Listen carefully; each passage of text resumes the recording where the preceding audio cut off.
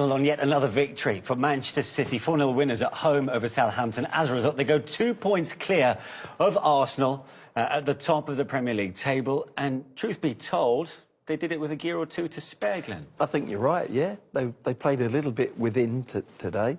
Not at their very, very best, but they didn't need to be. And that's where they're at the moment. That's how, you know, that's how the rest of the league have got to come and play special against them. They've got to play out of their skin to get anything from them because they're so dominant as a team. They've got every aspect of they're defending as a team. They're a tough team to actually break down now, whereas that was their Achilles heel a few years ago.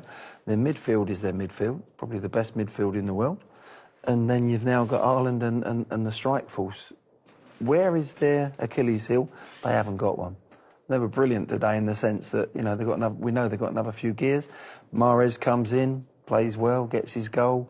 You know, all round, Pep's got to be absolutely delighted. And also, the thing for me today is, in the week and last week against United, he's just nursing in a couple of youngsters as well. What a lovely position to be, 3 or 4-0 up, and you just send a couple of kids on to start learning in their education of the game with all these great players around them. So every which way they've got it made. Dangerous all over the pitch, including full-back, and it was through João Cancelo that they broke the deadlock after 20 minutes. Yeah, they did. As you said, they're really good play from João Cancelo. He's been the standout fullback this season in the Premier League, but shows real composure in that final third. And I think that's what separates him, certainly with most, is the composure he shows there. Shapes to bend it with his right foot into that far corner and then just shifts it onto his left foot. And it's a really, really good finish. But he's one of them fullbacks that are really comfortable when they get into them areas. Left or right foot, comfortable, smashes it through the defender's legs, goalkeeper's unsighted, and it's a really good start for Manchester City and a really good finish. Yeah, without a doubt, a wonderful player. I mean, you've seen him hit balls to the outside of his right foot beautifully, but here again, you know, he's just a top quality player. You lose the ball against Man City in the middle third, and they'll break on you quickly. Beautiful. This is a wonderful goal. Foden, the angle of the ball just goes away from him. His touch isn't great. De Bruyne, a lovely weighted pass. That's where it's going away, but it actually helps him to dink the ball over the keeper. A fantastic finish, and you wonder at that point that 2-0 after 30 minutes is, wow, what is this going to be a cricket score? But, you know, in the end, they just sort of played within a little bit, City. This is a good sign, just like he did in midweek. After a slow start to the season, Mahrez got a goal and an assist against Copenhagen. That's now 2 goals and assists in 2 games. Well, whoever steps up or gets the opportunity, they're taking that opportunity with both hands. And as you said there, Riyad Mahrez, really good finish, by the way, because this is not easy. A lot of people have probably gone with the inside of their left foot, like a side foot, but he volleys it into the ground, tight angle, really good finish. But as you said, we know Mahrez can do that. Top quality finish. And for some time, we thought it was going to turn out to be one of those rare off days for Erling Haaland. He got frustrated by the woodwork in the first half. Yeah.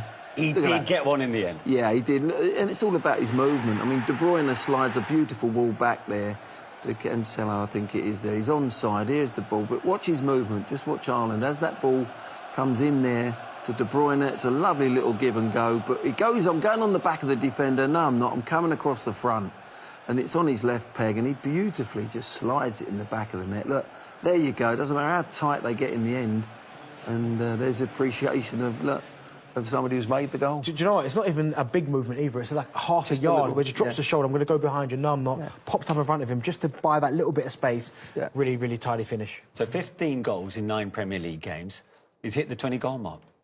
In 13 in all competitions. Well, how many is he going to... We're going to be sitting here at the end of the season. I mean, if he stays fit, that's the key. And he doesn't look like he's a lad that's going to have a lot of injuries either. So, well, he's not featuring in the World Cup, is he? Well, no, that's right. He's going to be fresh as a daisy. When everyone comes back on Boxing Day, he'll be chomping on the bit to play again. So, amazing, really. It's crazy because you look at his injury record as well, and you'd think Pep would know that when he signed him.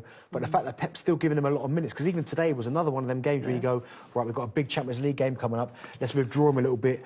Give him the last half an hour off, keeps playing him. So clearly, he must be fully fit.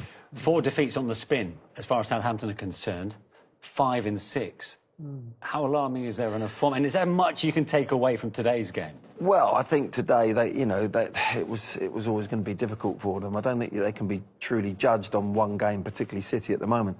But no, it is concerning. But we've seen this with Southampton. They go on these sort of runs and where they do well and then they feel away. You think, oh my word, they've lost the reins, and then they go and get some surprising results.